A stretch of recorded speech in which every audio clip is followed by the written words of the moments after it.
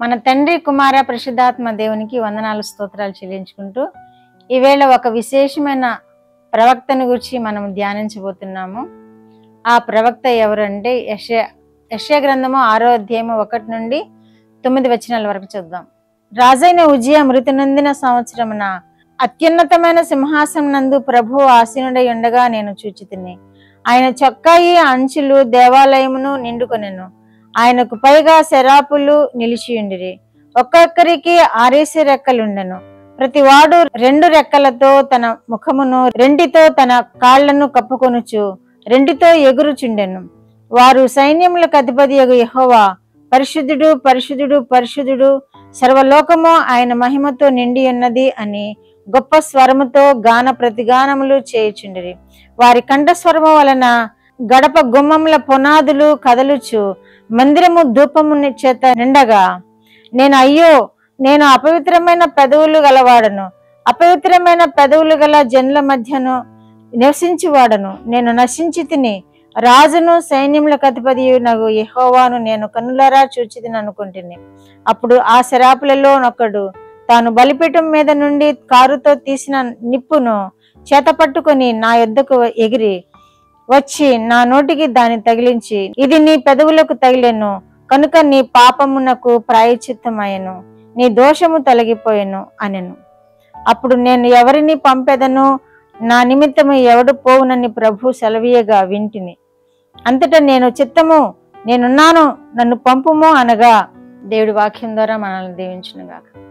ఈ ప్రవక్త ద్వారా దేవుడు మన అనేక నూతన విషయాలు మన హృదయాల్లో ప్రవేశపెట్టి ఆ దేవుని యొక్క ఆరాధన ఎట్లాగో మనం నేర్చుకుందాం గాక.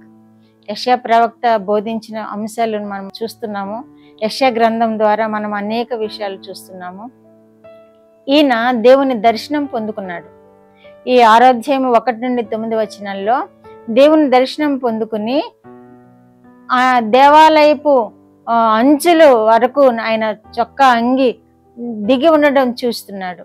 ఆయన పరిశుద్ధుడు పరిశుద్ధుడు పరిశుద్ధుడు అని గాన ప్రతిగానములతో కొనియాడబడటం చూస్తున్నాడు. ఆ శరాపులు ఆయన మీదుగా నిలిచి ఆయనను స్తుతించడం చూస్తున్నాడు. కనుక ఆయన దేవుని యొక్క దర్శనాన్ని కనులారా చూచాడు, దేవుని యొక్క మహిమను కనులారా చూచాడు, దేవుని యొక్క ప్రభావమును కనులారా చూచాడు. చూచి ఈయన ఏమంటున్నాడంటే, అయ్యో ప్రభువా, నేను అపవిత్రమైన పెదవులు కలవాడను, అపవిత్రమైన పెదవులు కలిగిన వారి మధ్య నివసించుచున్న వాడను నేను తెలియచేస్తున్నాడు కదా. ఎవరంట? ఈ ప్రజలు అపవిత్రమైన పెదవులు కలిగిన ప్రజలట. ఆ ప్రజల మధ్య నివసిస్తున్నాను అంటున్నాడు. మనము కూడా అలాగే ఉన్నాం కదా. దేవుడు సృష్టించిన మానవాళి ఎలాంటి వారు అంటున్నాడు? యెషయా ప్రవక్త దేనిని చూచానంటున్నాడు? అపవిత్రమైన పెదవులు కలవాడను, అపవిత్రమైన పెదవులు కల మనుషుల మధ్య నివసించుచున్న వాడను అంటున్నాడు. కనుక ఈయన ఎలాంటి వాడు ఆయనను ఒప్పుకున్నాడు. దేవుని చూడగానే, దేవుని దర్శనం రాగానే ఆయన ఎలాంటి వాడో ఆయన గమనించుకోగలిగాడు. అపవిత్రమైన పెదవులు గలవాడను ప్రభువా అని అంటున్నాడు. మనము కూడా దానిని ఒప్పుకోవాలి. అనుదినము మన పెదవులను దేవునికి సమర్పించుకోవాలి. దేవా, ఈ దినమంతయు నేను ఏ అపవిత్రమైన మాటలు పలకకుండా, అపవిత్రమైనది నాకు ఆహారంగా తీసుకునకుండా నన్ను కాయము ప్రభువా అని మనం ప్రార్థించినప్పుడు ఆ దినమంతయు కూడా మనము అపవిత్రమైన మాటలకు లోనుకాము, అపవిత్రమైన ఆహారాన్ని తీసుకోవడానికి ఇష్టపడము. ఈ ప్రవక్త ఈ విధముగా దేవుని చేత ఆశీర్వదింపబడి పరిశుద్ధపరచబడి దేవుని యొక్క మహిమను చూచి ఆనాటి నుండి ఈయన ప్రవక్తగా ఎంచబడ్డాడని మనము దేవుని పరిచారకుడిగా ఎంచబడ్డాడని మనం గ్రహించగలుగుతున్నాము. ఈయన ఎంతో ప్రముఖుడైన ప్రవక్త, అందరికంటే ఎక్కువ అధ్యాయాలు రాసిన ప్రవక్త ఈయన. ప్రవక్తల గ్రంథం అంతటిలో ఈ యెషయా ప్రవక్తల గ్రంథము ఎక్కువ అధ్యాయాలతో నిండిబడి ఉన్నది. ఎందుకంటే ఈయన అంతా శక్తిమంతుడు, బలమైన వాడు, చెప్పడానికి ఏమాత్రము భయపడిన వాడు, ఆయన ప్రజలకు హెచ్చరించడానికి ఏమాత్రము భయపడని ధైర్యవంతుడిగా ఉన్నాడు. కనుక ఈయన ఎక్కువ అధ్యాయాలు రాయడానికి దేవుడు ఈయనను అభిషేకించాడు.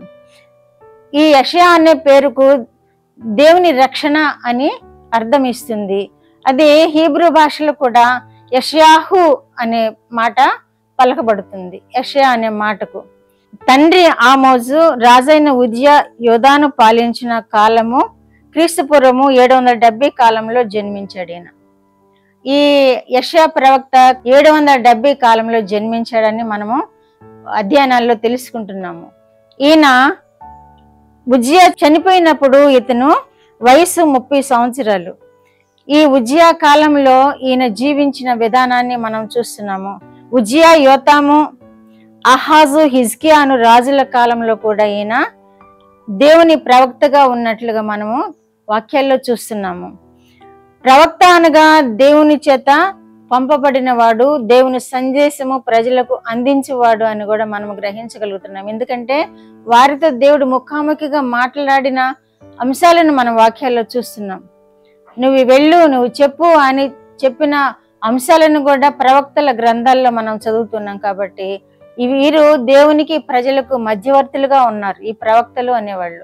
ఈ యెషయా ప్రవక్త కూడా దేవునికి ప్రజలకు మధ్యవర్తిగా ఉండి దేవుని సందేశం ఏమై ఉన్నదో ఆ ప్రజలకు బోధించడానికి ఈయన వెనుకాడలేదు, వెనుక తీయలేదు, భయపడలేదు, జడియలేదు. ఆ రాజులు ఎటువంటి వారైనా గాని ఆ రాజుల ముందు ప్రవచించడానికి ఈయన భయపడలేదు. ఈయన ఇజ్రాయేలు దేశము రెండుగా విడిపోయినప్పుడు యూదా ప్రాంతంలో నివసించిన ప్రవక్త అన్నమాట. యూదా రాజులకు ఈయన ప్రవక్తగా ఉండి ఆ ప్రజలను పాలించడంలో సలహా ఇచ్చిన ప్రవక్త, దేవుని మాటలు తెలియచేసిన ప్రవక్త, యూదా ప్రజలకు జ్ఞానాన్ని బోధించడంలో ఈయన దేవుని చేత బలపరచబడిన ప్రవక్త అన్నమాట. యెషయా జీవితంలో ప్రాముఖ్యమైన విషయం ఏమిటంటే ఈయన దేవాలయంలో దేవుని మహిమ చూడటమే, దేవుని ప్రత్యక్షతను చూడటమే ఈయన జీవితంలో ఒక గొప్ప అద్భుతమైన కార్యము. ఈయన రాజులకు ముఖ్య సలహాదారుగా ఉండేవాడు. రాజుల యొక్క ప్రవర్తనను కూడా ఈయన గమనించి దేవుడు ఆ రాజులను సరి చేస్తున్నప్పుడు ఆ రాజులకు చెప్పడానికి ఏమాత్రము వెనకడుగు వేయని వాడుగా ఉన్నాడు. అలాగే యెషయా గ్రంథము 9వ అధ్యాయంలో 6 నుండి 7 వచనాలు చూస్తే యేసుక్రీస్తు యొక్క జన్మను గురించి ప్రకటించిన మొదటి ప్రవక్తగా ఉన్నాడు. అలాగే 11వ అధ్యాయంలో కూడా యేసుక్రీస్తుని గురించి మాట్లాడిన మాటలు ఈయన ప్రవచించిన ప్రవక్తగా ఉన్నాడు యెషయా. అలాగే దేవుని యొక్క మరణాన్ని గురించి కూడా ప్రవచించిన ప్రవక్తగా ఉన్నాడు యెషయా. 53వ అధ్యాయంలో యేసుక్రీస్తు మరణాన్ని 53, 52 అధ్యాయాల్లో కూడా యేసుక్రీస్తు ఏ విధముగా మరణింపబడుతున్నారో, ఎవరి కోసం మరణించబడుతున్నారో ఆయన మరణాన్ని గురించి ప్రవచించిన వ్యక్తిగా ఉన్నాడు. ఆయన జన్మం గురించి ప్రవచించిన వ్యక్తిగా ఉన్నాడు. ఆ ప్రవక్త ద్వారా దేవుని గురించి కూడా ప్రవచించిన వ్యక్తిగా ఉన్నాడు. అలాగే యెషయా ప్రవక్త యూదా రాజుల కాలంలో ఉన్న హిజ్కియాని గురించి కూడా ప్రవచించిన విధానాన్ని మనం చూస్తున్నాము. హిజ్కియా రోగి చావనై ఉన్నావు, నీవు నీ ఇల్లుని చక్కబెట్టుకో అని ప్రవచించిన యెషయాగా ఉన్నాడు. ఆయన కన్నీటితో దేవుని వేడుకున్నప్పుడు వెనుదిరిగి వచ్చి దేవుని చేత నడిపింపబడి నీవు బ్రతుకుతావు. హిజ్కియా బ్రతికిన తర్వాత ఆయన రోగి ఉన్నాడని బబులోను సామ్రాజ్యం నుండి కొంతమంది ఆయన పరామర్శించడానికి వచ్చినప్పుడు ఈయన ఏం చేస్తాడంటే హిజ్కియా ఆయనకున్న ధనాగారం అంతటినీ చూపిస్తాడు, ఆయనకున్నటువంటి సంపదన అంతటినీ చూపిస్తాడు, హిజ్కియాకున్నటువంటి సమస్తము చూపిస్తాడు. అప్పుడు యెషయా వచ్చి ప్రవచిస్తాడు, నీవు చేసిన పని ఏంటి? నువ్వు చేసిన పని వలన యెరూషలేము దేవాలయము పట్టబడుతుంది, యూదా ప్రజలు నశిస్తారు, యూదా ప్రజలను సంహరించబడతారు, నపుంసకులుగా చేయబడతారు.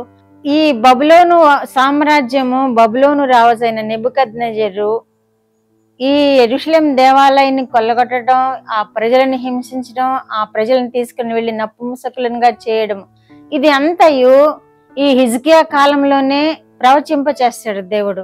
అది 100 సంవత్సరాల తర్వాత జరిగిన ఆ అంశం. అది హిజ్కియా రాజు కాలంలో వచ్చిన ఈ ప్రవక్త యొక్క సందేశము, దేవుని యొక్క సందేశము, ఈ ప్రవక్త ద్వారా వచ్చిన దేవుని యొక్క సందేశము 100 సంవత్సరాల తర్వాత జరిగిన విషయాన్ని కూడా యెషయా ప్రవక్త ద్వారా దేవుడు హిజ్కియా రాజుకు తెలియచేస్తాడు.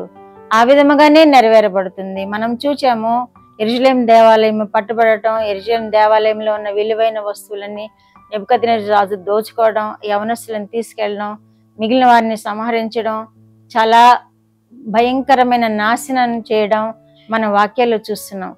ఇవన్నీ ఈ యెషయా ప్రవక్త ప్రవచించిన ప్రవచనాలు నెరవేర్చబడ్డాయి అన్నమాట.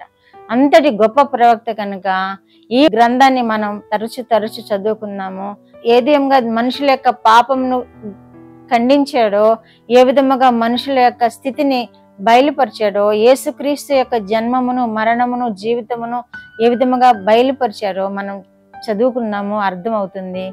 దేవుడు మనల్ని దీవించును గాక. ఆమేన్.